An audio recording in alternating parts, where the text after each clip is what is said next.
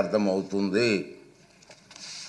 ఈ నిబంధనలు సాంప్రదాయాలు ఉదాహరణలో జగన్మోహన్ రెడ్డికి తెలియదని చాలామంది అనుకుంటున్నారు, కానీ తప్పు. తెలుసు.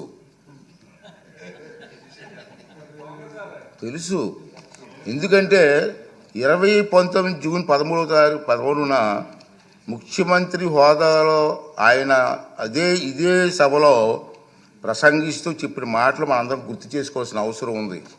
చంద్రబాబు నాయుడు గారికి 23 మంది శాసనసభ్యులు ఉన్నారు, ఒక 5 కానీ లాగేస్తే ఆయనకు 18 మంది కూడా ఉండరేమో, ఈ హోదా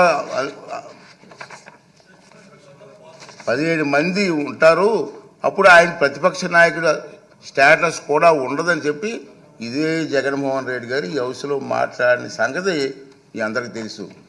మరి అది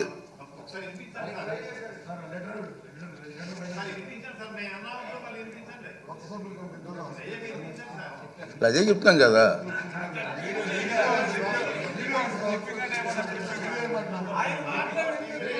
ఆయన మాటలు వినిపించాలా? అయితే మరి రికార్డు చేయాలి, మరి వినిపిద్దాం.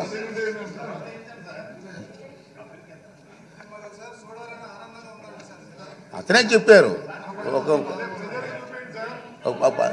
నీకు హోదా పోయేదాన్ని స్పీకర్కు దురుద్దేశ ఉల్లంఘన కిందకి వస్తుందని మీ అందరికీ తెలుసు. ఈ పాయింటే.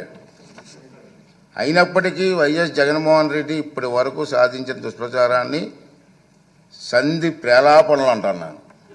మా సైడ్ సంధి ప్రేలాపనలు అంటారండి. సంధి ప్రేలాపనలను పరిగణలోకి ప్రేలాపనలుగా పరిగణించి క్షమిస్తున్నాను, సభాపతి హోదాలో క్షమిస్తున్నాను. ఈ ధోరణి ఇలాగే కొనసాగిస్తే భవిష్యత్తులో ఎలాంటి చర్యలు తీసుకోవాలనేది ఈ సభలోని సభ్యుల సమిష్టి విజ్ఞతకు వదిలేస్తున్నాను. రూలింగ్ అవునండి, మీరు సభాపతి చేశారు కదా.